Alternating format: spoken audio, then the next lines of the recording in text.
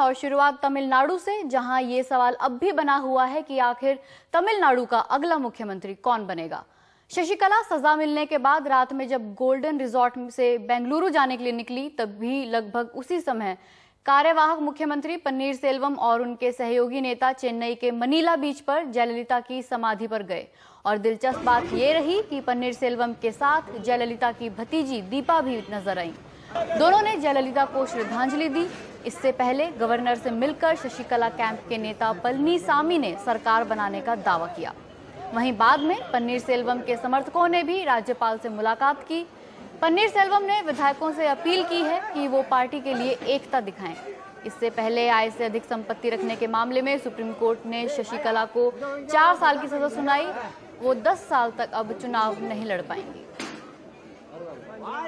Supreme court की court number 6 के बाहर सुबह से ही गहमागहमी रही। तमिलनाडु के कई वकील फैसला सुनने के लिए पहुंचे।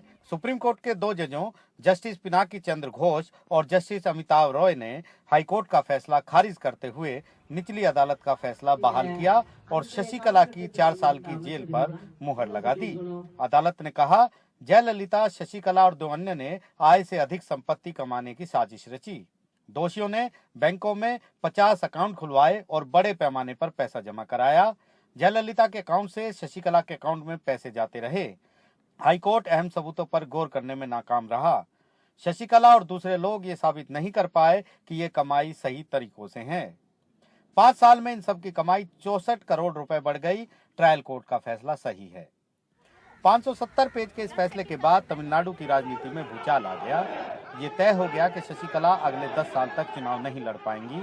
पन्नीर सेल्वम कैंप खुशी मनाता नजर आया तो शशिकला कैंप ने उन्हें निकालकर ए पलनीसामी को विधायक दल का नेता घोषित कर दिया। अब सबकी नजर राज्यपाल पर है, जिन्हें ये तय करना है कि वो किसे सरकार बनाने और बहुमत साबित करने को बुलाएं।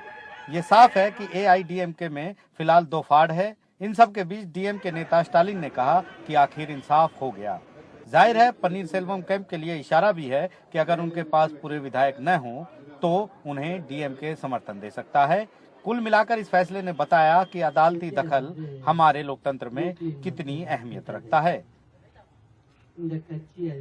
सुप्रीम कोर्ट के इस फैसले ने शशिकला की राजनीतिक पारी पर तो ब्रेक लगाई है, साथ साथ जयललिता से उनकी दोस्ती पर भी बड़े सवाल उठाए हैं। जजमेंट में सुप्रीम कोर्ट ने साफ कहा है कि ये दोस्ती किसी परोपकार के लिए नहीं थी, बल्कि ये जयललिता की संपत्ति हड़पने की साजिश थी।